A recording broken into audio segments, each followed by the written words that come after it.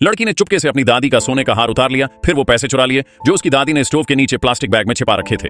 तभी उसने अपना फोन उठाया और अपने पिता को फोन करके बताया कि उसकी दादी गुजर गई हैं। और सच में जब लड़की के माता पिता दौड़ कर आए तो उन्होंने तुरंत इधर उधर ढूंढना शुरू कर दिया।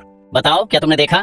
लड़की की मां को एक बैंक बुक मिली, लेकिन उसमें सिर्फ 900 युआन थे, इसलिए मां ने उसे सोने के हार के बारे में पूछा। यह जानते हुए कि एक बार देने के बाद वह उसे वापस नहीं मिलेगा, लड़की ने झूठ बोला कि हो सकता है उसके तीसरे चाचा ने इसे ले लिया हो, यह कहते हुए कि वह पिछले महीने आए थे जब उसकी दादी बहुत बीमार थी और बहुत देर तक उसकी दादी के कमरे में रहे थे। लेकिन उसके पिता वेनियान ने लड़की का कॉलर पकड़ लिया।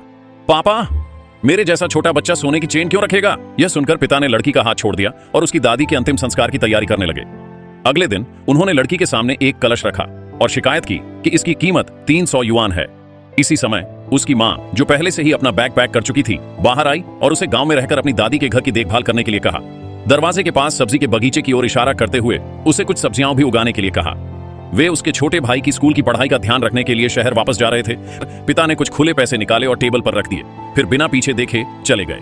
लड़की ने ध्यान से खुले पैसे इकट्ठा किए, फिर कलश घर के अंदर ले गई। फिर उसने अपनी दादी की छोड़ी हुई चीजें निकाली और उन्हें गिना।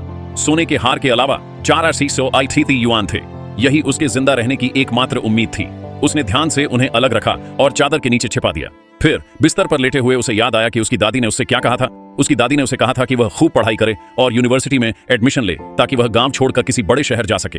यह सोचकर उसने खूब पढ़ाई करने का फैसला किया, लेकिन अब उसे जिंदा रहने का कोई रास्ता खोजना था। जल्द ही लड़की के स्कूल जाने का समय हो गया। वह उबली हुई मूली और नूडल्स पर जीवित रही। कभी कभी कुछ युआन का मांस खरीद लेती थी जो कई दिनों तक चल जाता था। उसके माता पिता ने कभी उसकी परवाह नहीं की।